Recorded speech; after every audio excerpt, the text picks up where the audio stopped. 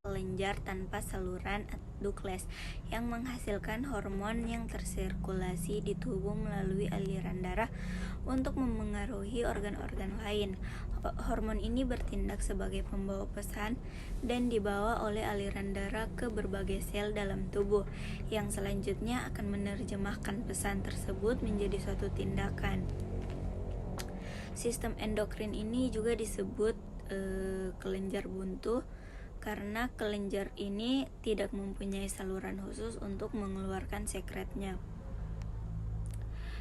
Selanjutnya, sistem endokrin ini mempunyai beberapa fungsi, yaitu yang pertama membedakan sistem saraf dan sistem reproduktif pada janin yang sedang berkembang. Yang kedua, menstimulasi urutan perkembangan. Yang ketiga, mengkoordinasi sistem reproduktif. Yang keempat, memelihara lingkungan internal optimal sel-sel penyusun. Nah, terdapat 9 jenis kelenjar endokrin dalam sistem endokrin, yaitu sebagai berikut. Yang pertama itu ada pituitari. Kelenjar pituitari ini atau lebih dikenal sebagai hipofisis memiliki bagian sebesar kacang kecil yang terbungkus ke bagian inferior dari hipotalamus pada anatomi otak. Nah, yang kedua ada hipotalamus.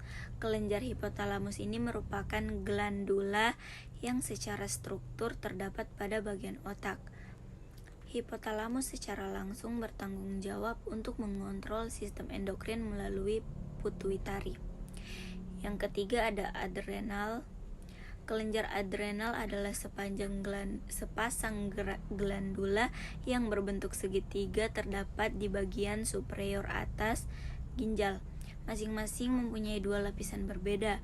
Selain membantu mengontrol gula dalam darah, kelenjar adrenal ini juga mempunyai fungsi lain, yaitu membantu fungsi kardiovaskuler, membantu tubuh memanfaatkan karbohidrat dan lemak secara tepat.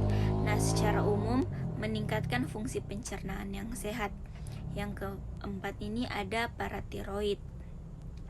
Kelenjar paratiroid ini merupakan 4 jaringan glandula yang dapat ditemukan di sisi posterior dari tiroid.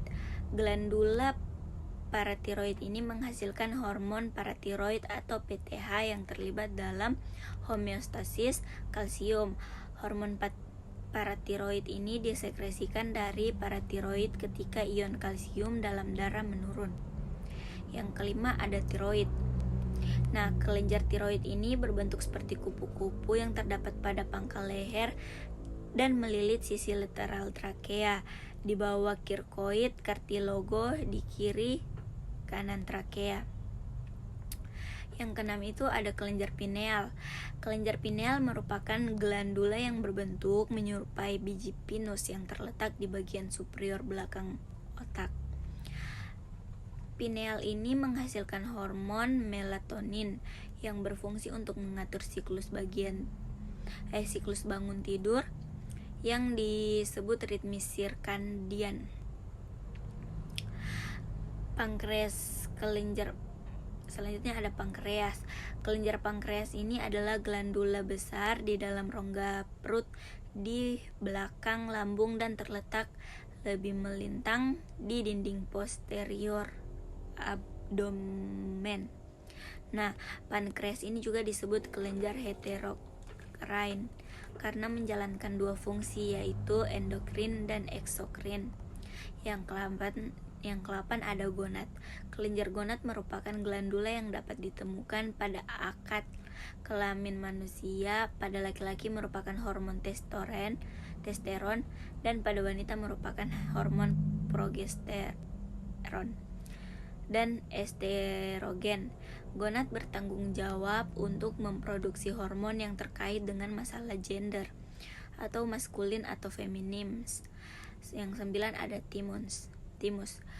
Kelenjar timus ini merupakan organ berbentuk seperti batang jagung yang ditemukan di area posterior dada. Timus menghasilkan hormon timoson atau timosin yang membantu dan mengembangkan limfosit terutama pada anak-anak.